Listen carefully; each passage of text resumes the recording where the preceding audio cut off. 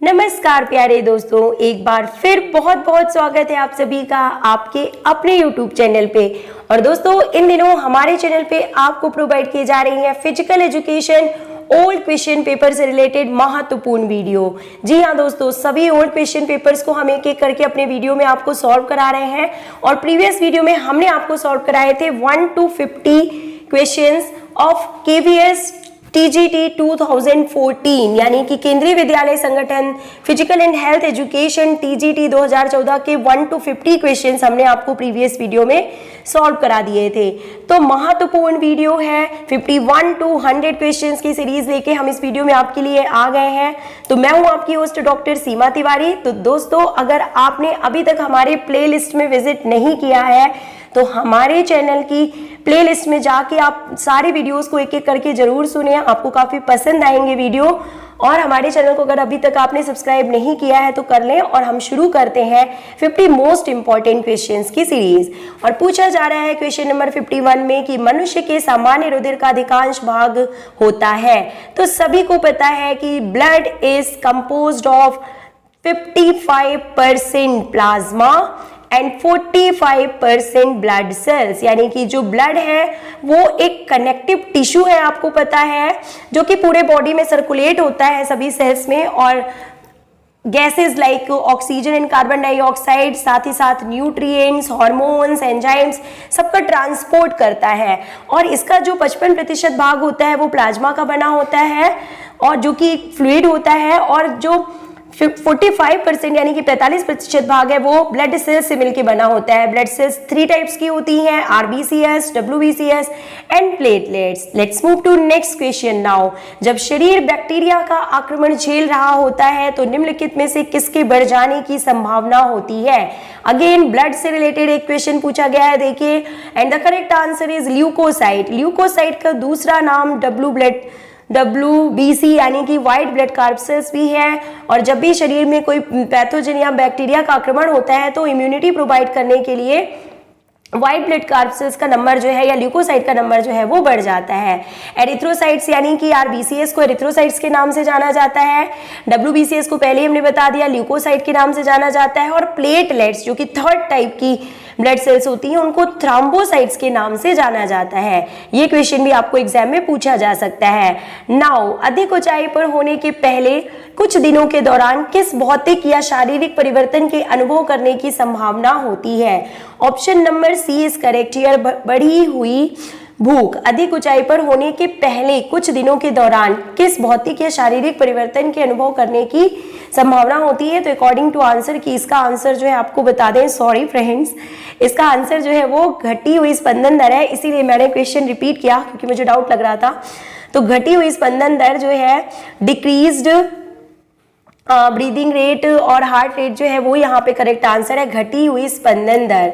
Let's move to next question. 2012 के ग्रीष्मकालीन Olympic खेलों में भारत ने कुल कितने पदक जीते थे? और बात की जा रही है लंदन 2012 ओलंपिक की। तो आप सभी ने करेक्ट आंसर यहाँ पे गेस ही कर लिया होगा। Option number C is correct here. 2012 के ग्रीष्मकालीन ओलंपिक खेलों में भारत ने कुल 6 पदक प्राप्त किए थे। और ये 6 पदक भारत को किन किन इवेंट्स में किस किस खिलाड़ी को मिले हैं ये भी आपको एज इट इज याद करना है, क्योंकि इससे रिलेटेड क्वेश्चन बनता है। साथ ही साथ टोक्यो जापान ओलंपिक 2021 के पदक विजेताओं के नाम भी आपको याद करने हैं। निम्नलिखित में से क्या मनुष्यों में एक गैर संक्रामक रोग है? काफी अच्छा क्वेश्चन है, देखिए। Option number D is correct here, cancer. क्योंकि बाकी जो ऑप्शंस यहाँ पे दिए हुए हैं, देखिए, हेपेटाइटिस, इन्फ्लुएंजा और तपेदिक, ये जो है ये कम्युनिकेबल डिसीजेज में आते हैं, लेकिन कैंसर जो है वो कम्युनिकेबल डिसीजेज में शामिल नहीं है। ओके, तो इसे गैर संक्रामक रोग यहाँ पे कहा जाएगा, यानी कि non communicable disease. Next move to next question. अच्छे स्वास्थ्य के लिए आवश्यक मूलभूत शर्तों में शामिल है। Option number D is correct here. अच्छे स्वास्थ्य के लिए देखिए, उपयुक्त आहार, व्यक्तिगत और घरेलू साफ सफाई, स्वच्छता, व्यायाम और आराम, ये सभी शामिल किए जाते हैं। निम्नलिखित में से कौन सा दीर्घकालीन चोट का प्रकार है? And the correct answer is option number B, खेलते हुए दर्द होना जो है वो एक दीर्घकालीन चोट का प्रकार है। इसके अलावा देखिए, हड्डी का टूटना, बहुत कमजोरी होना और जो 1 और 3 ये सभी जो है सही ऑप्शन नहीं है। खेलते हुए दर्द होना ये दीर्घकालीन चोट का प्रकार है। एक पेशी संकुचित होती है यानी कि सिकुड़ती है लेकिन कोई मूवमेंट नहीं होता है, तो इस स्थिति को किस रूप में जाना जाता है? कई बार ये क्वेश्चन हमने आपको करा दिया है, आप सभी ने करेक्ट आंसर गेस ही कर लिया होगा। आइसोमेट्रिक कॉन्ट्रैक्शन, जिसे स्टैटिक कॉन्ट्रैक्शन के रूप में भी जाना जाता है। Let's move to next question. Sorry, खेलकूद की चोटों के पुनर्वासन में निम्नलिखित में से किस विधि का प्रयोग किया जाता है? और बात की जा रही है रिहैबिलिटेशन इन स्पोर्ट्स इंजरीज, यानी कि चोट लगने के बाद वापस रिहैबिलिटेशन में किस विधि का प्रयोग किया जाता है? तो corrective exercises is correct answer. संशोधी व्यायाम यानी कि करेक्टिव एक्सरसाइजेज यहाँ पे करेक्ट आंसर है। कुछ ऐसी एक्सरसाइजेज करवाई जाती हैं, ऐसे इस तरह से फर्स्ट एड से ट्रीट किया जाता है कि वापस जो है खिलाड़ी जो है उसकी चोट में आराम हो सके और जो है इंजरीज को ठीक किया जा सके और जो खिलाड़ी है वो वापस प्ले में आ सके। That is corrective exercises. मोच किसकी वजह से आती है? मोच यानी कि बात की जा रही है स्प्रेन की। आपको बता दें मोच जो होता है वो स्प्रेन को बोलते हैं, यानी कि दो लिगामेंट्स के बीच जब इंजरी होती है, सॉरी लिगामेंट्स की जब इंजरी होती है, लिगामेंट्स का मतलब दो बोन्स को जो आपस में कनेक्ट करते हैं उन कनेक्टिव टिश्यूज को लिगामेंट्स के नाम से जाना जाता है। और लिगामेंट्स में जब इंजरी हो जाती है तो उसे मोच के नाम से जाना जाता है। तो पूछा जा रहा है कि मोच की वजह क्या होती है? तो option number C is correct here. खिंचाव या फटी हुई संधि स्नायु यानी कि ligaments is correct answer. Injury of ligaments. और इंजरी ऑफ टेंडन जो होता है वो क्या कहलाती है? तो स्ट्रेन के नाम से उसे जाना जाता है। और टेंडन का मतलब होता है एक बोन को मसल से कनेक्ट करने वाले कनेक्टिव टिश्यूज। निम्नलिखित में से क्या प्रोटीन का स्रोत नहीं है? Option number C is correct here. Oil, जो कि लिपिड या फैट के एक मुख्य स्रोत के रूप में जाना जाता है। इसके अलावा अंडे, मांस, ये जो है ये मुख्य रूप से प्रोटीन के स्रोत होते हैं और दूध जो है वो कैल्शियम का मुख्य स्रोत होता है। और दूध को एक बैलेंस डाइट के रूप में भी या संपूर्ण आहार के रूप में भी जाना जाता है जिसमें सभी पोषक तत्व विद्यमान होते हैं। विटामिन ए का प्रचुर स्रोत निम्न में से कौन सा है? Option number B is correct here. Banana यानी कि केला। नेक्स्ट निम्नलिखित में से कौन सा रोग मनुष्य में वायरस द्वारा उत्पन्न होता है? Option number D is correct here. Chicken pox is a viral disease. Chicken pox जो है वो एक वायरस द्वारा उत्पन्न होने वाला रोग है, जबकि हैजा यानी कि कॉलेरा, तपेदिक यानी कि टीबी और कुष्ठ रोग जो है लेप्रोसी, ये सभी बैक्टीरियल डिसीज में आते हैं, यानी कि ये बैक्टीरिया से होने वाले डिसीज में शामिल हैं। तो दोस्तों वीडियो बहुत ही हेल्पफुल है, पूरा और लास्ट तक जरूर देखिएगा। इसी तरह के मोस्ट इंपॉर्टेंट वीडियो की सीरीज प्राप्त करने के लिए आप हमारे चैनल को सब्सक्राइब जरूर कर लें और अगर अभी तक आपने वीडियो को लाइक नहीं किया है तो लाइक का बटन दबा दें। Next move to next question. खाने के अस्वास्थ्यकर तरीकों से नहीं होता है, तो ऑप्शन नंबर आपको बता दें यहाँ पे खाने के अस्वास्थ्यकर तरीकों से जो नहीं होता है वो यहाँ पे एनीमिया है। Option number A is correct here. क्यों? क्योंकि देखिए जो एनीमिया होता है वो रक्त की कमी से होता है, तो ये खाने के अस्वास्थ्यकर तरीकों से नहीं होगा। Next question. और इसके अलावा देखिए आपको बता दें खाने के अस्वास्थ्यकर तरीकों से एड्स भी नहीं होगा आपको, ये भी यहाँ पे करेक्ट आंसर है, क्योंकि एड्स तो जो है ये एक वायरल डिसीज है जो कि HIV से होता है और इन्फेक्टेड इसके अलग ही तरीके होते हैं। तो आई थिंक यहाँ पे बी नंबर ऑप्शन सही है। और अस्वास्थ्यकर तरीके अगर हम बात करें खाने की तो उनमें जो है कुछ अगर हम ऐसे न्यूट्रिएंट्स की कमी करते हैं जिनसे हम, जैसे कि हरी सब्जियां जिनमें कि भरपूर मात्रा में आयरन पाया जाता है, तो अगर हम हरी सब्जियों की कमी करते हैं और भी आयरन से रिलेटेड जो फूड सप्लीमेंट्स हैं अगर वो हम अपने डाइट में नहीं लेते तो हमें एनीमिया हो सकता है, रक्त की कमी हो सकती है। लेकिन एड्स जो है वो खाने के अस्वास्थ्यकर तरीकों से नहीं होता, तो option number B is correct here. Let's move to next question. खेल कूद में चोट कैसे आती है? तो अपर्याप्त प्रशिक्षण, तकनीक और उपकरण, जानकारी की कमी, लापरवाही, ये सभी करेक्ट आंसर है। नेक्स्ट, ऐसा कार्य जिसमें वह कार्य करने के लिए आवश्यक ऑक्सीजन की मात्रा से कम मात्रा में शरीर ऑक्सीजन की आपूर्ति कर सकता है, तो उसे किस कार्य के रूप में जाना जाता है? देखिए पहले हमने आपको बता दिया है प्रीवियस वीडियो में कि जितनी ऑक्सीजन हमको चाहिए उससे कम ऑक्सीजन की आपूर्ति होती है तो उसे हम अवायवीय कार्य के रूप में जानते हैं, यानी कि एनएरोबिक एक्सरसाइजेज या एनारोबिक वर्क या एनारोबिक एक्टिविटीज के रूप में इसे जाना जाता है अवायवी, यानी कि ऑक्सीजन की आपूर्ति कम हो रही है और तभी बनता है हमारे मसल्स में लैक्टिक एसिड जो कि थकान का अनुभव कराता है। नेक्स्ट, पेशी मरोड़ यानी कि ऐंठन का क्या कारण होता है? तो देखिए, लवण की कमी यानी कि डेफिशिएंसी ऑफ सॉल्ट, पेशी में कोई भी चोट या अति संवातन, ये सभी जो है यहाँ पे करेक्ट आंसर है। नेक्स्ट क्वेश्चन, मोच, खिंचाव और कंडरा यानी कि नस की चोटों की तुरंत देखभाल किस तरह से की जाती है? तो what is first aid for sprain, strain and other जो सॉफ्ट टिश्यू इंजरी से रिलेटेड जो फर्स्ट एड है वो क्या होता है?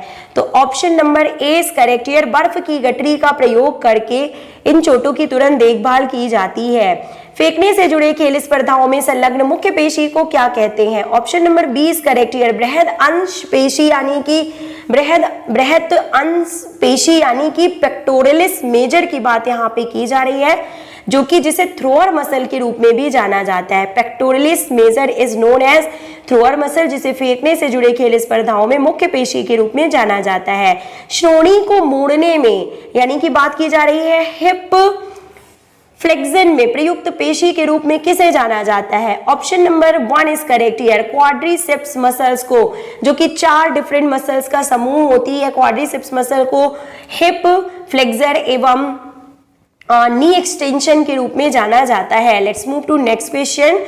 मेरु यानी कि रीढ़ की हड्डी में यानी कि स्पाइनल कॉर्ड या सॉरी वर्टिब्रल कॉलम में, यहाँ पे वर्टिब्रल कॉलम की बात की जा रही है कि रीढ़ की हड्डी यानी वर्टिब्रल कॉलम में कशेरुकियों यानी कि नंबर ऑफ बोन्स कितनी होती है? तो बता दें आपको, option number A is correct here 26, जो कि कहीं पे भी ऑप्शन में नहीं दिया हुआ है कि एडल्ट में जो है वो जो बोन्स की संख्या होती है वो 26 होती है, और अगर पूछा जाए कि चिल्ड्रन में number of bones vertebral column में कितना होता है तो 33 इज करेक्ट आंसर। प्रोटीन को मजबूत बनाता है, तो प्रोटीन निम्न में से किस सिस्टम को मजबूत बनाता है? तो पेशी ऊतक को। पहले ही आपको पता है कि जो मसल सेल्स होती हैं या मस्कुलर टिश्यूज होते हैं वो 3 टाइप्स के होते हैं। एक होते हैं स्ट्रिएटेड या रेखित, जिनमें एक्टिन एवं प्रोटीन से बने जो है धारियां या बैंड्स पाए जाते हैं। तो पूछा जा रहा है कि प्रोटीन किस सिस्टम को मजबूत बनाता है? तो ऑब्वियसली पेशी ऊतक को मजबूत बनाता है। नेक्स्ट क्वेश्चन, मुक्केबाजी के खेल में एक दौड़ यानी राउंड की अवधि निम्नलिखित में से कितनी होती है? Option number C is correct here 3 minute. Kho kho के खेल में कितनी क्रॉस लेन होती है? 8 क्रॉस लेन पाई जाती हैं खो खो के खेल में। जूडो के खेल में सबसे ऊंचा स्कोरिंग पॉइंट निम्न में से कौन सा है? तो इपॉन इज करेक्ट आंसर। इपॉन को जूडो के खेल में सबसे ऊंचे स्कोरिंग पॉइंट के रूप में जाना जाता है। नेक्स्ट, किस खेल में 3 सेकंड का नियम लागू होता है? तो बास्केटबॉल में। हॉकी के खेल में पेनाल्टी स्ट्रोक लेने के लिए निम्नलिखित में से एक तरीके को छोड़कर बाकी तीनों का उपयोग किया जा सकता है। तो हिट को छोड़ के पुश, फ्लिक एवं स्कूप का प्रयोग किया जा सकता है। Option number D is correct here. Football यानी कि सॉकर के खेल में पेनाल्टी किक लेने का स्थान गोल पोस्ट से कितनी दूरी पर होता है? बहुत अच्छा क्वेश्चन है। ऑप्शन नंबर 1 12 यार्ड की दूरी पर होता है। नेक्स्ट, राउंड रॉबिन प्रतियोगिता को और किस नाम से जाना जाता है? तो राउंड रॉबिन प्रतियोगिता को लीग टाइप टूर्नामेंट के रूप में भी जाना जाता है। नेक्स्ट क्वेश्चन, डेकाथलॉन के खेल में अंतिम स्पर्धा कौन सी होती है? प्रीवियस वीडियो में भी यानी कि फर्स्ट पार्ट में KVS 2014 क्वेश्चन पेपर में हमने आपको बताया था कि 1500 मीटर की दौड़ दूसरे दिन की अंतिम स्पर्धा होती है, और सभी जो इवेंट्स होते हैं उनका सीक्वेंस भी आपको याद रखना है। प्रीवियस वीडियो में हम आपको बता चुके हैं। सर्किट ट्रेनिंग की संकल्पना किसके द्वारा दी गई थी? तो मॉर्गन एवं एंडरसन के द्वारा सर्किट ट्रेनिंग जो है वो उसके बारे में बताया गया था। पावर ऑन एक्सप्लोजिव के लिए प्रशिक्षण की विधि निम्न में से कौन सी कहलाती है? Option number C is correct here. Plyometrics को पावर ऑन एक्सप्लोजिव ट्रेनिंग के रूप में जाना जाता है। ओलंपिक खेलों के का जो मोटो है साइटियस, अल्टियस, फोर्टियस में अल्टियस को क्या कहते हैं? तो अल्टियस का मतलब होता है और ऊंचा, यानी कि ऊंची छलांग, और तेज यानी कि यहाँ पे दौड़ ट्रैक इवेंट से मतलब है कि और तेज, और प्रबल यानी कि यहाँ पे फोर्टियस से मतलब है यानी कि बलशाली। तो साइटियस का मतलब हो गया बहुत तेज, देन अल्टियस का मतलब हो गया और ऊंचा, बहुत ऊंचा, और फोर्टियस का मतलब हो गया प्रबल या मजबूत। और एक और वर्ड को जोड़ दिया गया है कम्युनिटस, जिसका मतलब होता है साथ साथ। Let's move to next question. आधुनिक ओलंपिक खेलों का पुनरुत्थान किसकी कड़ी मेहनत का परिणाम है? Option number D is correct here. Pierre de Coubertin ने 1896 में आधुनिक ओलंपिक गेम्स की शुरुआत की थी, तो इन्हें father of modern Olympic games के रूप में जाना जाता है, जो कि फ्रांस के निवासी थे। नेक्स्ट क्वेश्चन, ओलंपिक खेलों के आयोजन वर्ष और आयोजन स्थल का सही रूप से आपको मिलान करना है। तो देखिए 1948 जो है वो ओलंपिक कहाँ पे हुए थे? तो लंदन में हुए थे। 1980 जो है मॉस्को में हुए थे, जिसमें भारत को अंतिम स्वर्ण पदक मिला था हॉकी में। और 1956 जो है वो मेलबर्न में हुए थे। 1956 जो है वो मेलबर्न में हुए थे। एक ऑप्शन यहाँ पे मिसिंग है, आपको बता दें। और 1960 जो है वो रोम में हुए थे। तो ये आपको यहाँ पे 1960 रोम में और 1956 जो है वो मेलबर्न में हुए थे। तो ये करेक्ट आंसर है, London, Moscow, Melbourne and Rome. This is correct answer. Let's move to next question. Hepatitis B शरीर के किस अंग को प्रभावित करता है? तो हेपेटाइटिस जो है वो यकृत को प्रभावित करता है, जो कि एक प्रकार का वायरस है। निशानेबाजी के क्षेत्र में वर्ष 2015 में किसे अर्जुन पुरस्कार प्रदान किया गया था? Option number D is correct here, Jitu Rai. Okay, निशानेबाजी की बात यहाँ पे की जा रही है। इस आंसर को आप एक बार चेक कर लीजिएगा, क्योंकि 87 में पूछा जा रहा है कि निशानेबाजी के क्षेत्र में वर्ष 2015 की बात यहाँ पे की जा रही है। तो करेक्ट आंसर इसका भी मुझे चेक करना होगा दोस्तों। आप इसे चेक करके कमेंट बॉक्स में लिख के बताइएगा, क्योंकि जीतू राय जो है वो मुझे करेक्ट आंसर नहीं लग रहा है, क्योंकि अंजलि भागवत का संबंध भी शूटिंग से है। तो इस क्वेश्चन का आंसर आप एक बार जरूर चेक कर लीजिएगा।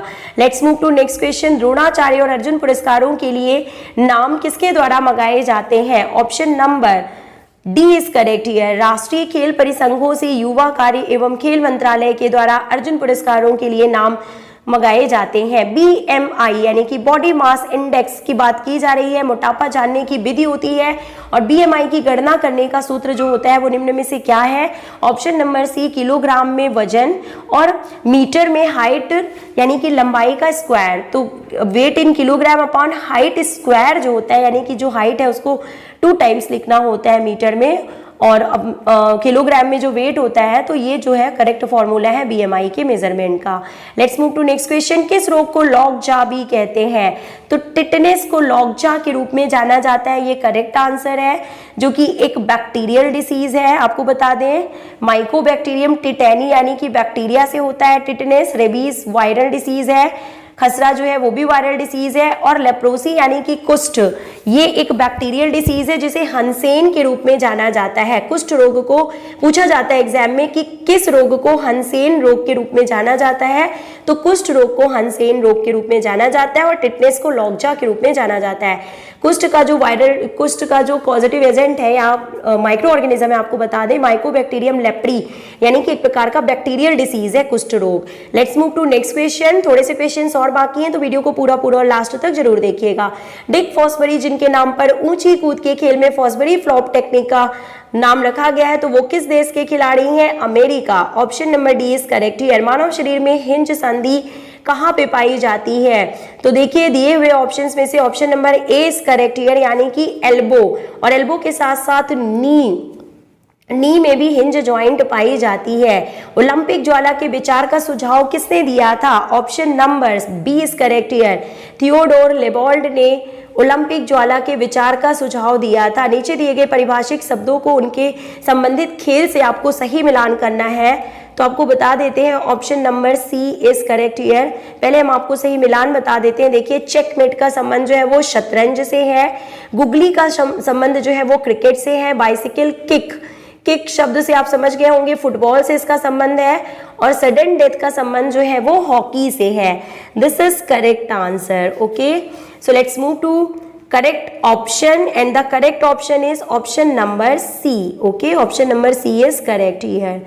Let's move to next question. Last वाले का जो ऑप्शन है बास्केटबॉल दिया हुआ है। सडन डेथ का संबंध जो है वो यहाँ पे बास्केटबॉल से दिया हुआ है, लेकिन हॉकी में भी सडन डेथ होता है, तो इसे भी आप देख लीजिएगा एक बार। Let's move to next question and the next question is asking Olympic ध्वज में शामिल होते हैं। तो ओलंपिक ध्वज की विशेषता यहाँ पे पूछी जा रही है।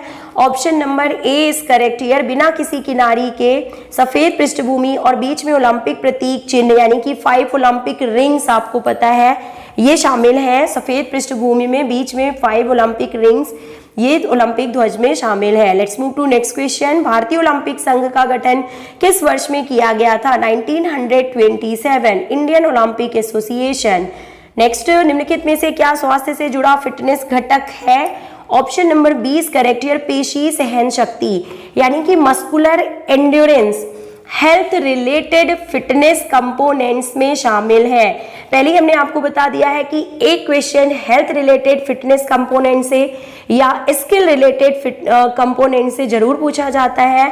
तो आपको बता दें कि पेशी सहन शक्ति के अलावा यानी कि मस्कुलर एंड्योरेंस के अलावा muscular strength, flexibility, body composition एवं कार्डियोवेस्कुलर एंड्योरेंस जो है ये शामिल होते हैं स्वास्थ्य से जुड़े फिटनेस घटक में यानी कि हेल्थ रिलेटेड फिटनेस कंपोनेंट्स में। और आपको बता दें साथ ही साथ कि स्किल रिलेटेड जो फिटनेस कंपोनेंट्स होते हैं उनमें शामिल होता है speed, then agility, then reaction time, then power and balance. इन 5 घटकों को शामिल किया जाता है स्किल रिलेटेड फिट कंपोनेंट में। Okay, let's move to next question. निम्नलिखित में से कौन सा रोग मनोदैहिक यानी कि साइकोसोमैटिक रोग के रूप में वर्गीकृत किया जाता है? तो अकॉर्डिंग टू ऑप्शन अस्थमा जो है यहाँ पे सही ऑप्शन है और ये काफी पेट क्वेश्चन है। केंद्रीय विद्यालय के एग्जाम में ये क्वेश्चन एक जरूर पूछा जाता है। Let's move to second last question of the series. आपको बताना है कि नीचे दिए गए विकल्पों में से सही कोड चुनना है। सही सीक्वेंस क्या है देखिए, तो ऑप्शन नंबर सी करेक्ट है। 1 2 3 4 यानी कि पहले जो एयर है रेस्पिरेटरी सिस्टम की बात की जा रही है कि एयर सबसे पहले नॉस्ट्रिल्स के थ्रू नोज में पहुंचती है, वहां से पहुंचती है एल्वियोलाई में यानी कि फेफड़ों में जहां पे शुद्ध हवा यानी कि ऑक्सीजन का एक्सचेंज होता है कार्बन डाइऑक्साइड से एल्वियोलाई में, और फिर पहुंचती है ये हार्ट में और फिर हार्ट से कैपिलरीज में। This is correct sequence here. Let's move to last question of the series और आपको इस क्वेश्चन का आंसर हमें कमेंट बॉक्स में लिख के बताना है कि किसी व्यक्ति के शरीर की संरचना में निम्नलिखित घटक शामिल होते हैं। तो इन घटक में से जो घटक शरीर की संरचना में सीधे शामिल होते हैं उनको आपको कमेंट बॉक्स में लिख के बताना है। तो दोस्तों वीडियो अच्छा लगा हो तो लाइक जरूर कीजिएगा और इसी तरह के old question paper, model test paper, practice set लेके हम आपके लिए आते रहेंगे। तो मिलते हैं नेक्स्ट वीडियो में। Till then take care, good bye.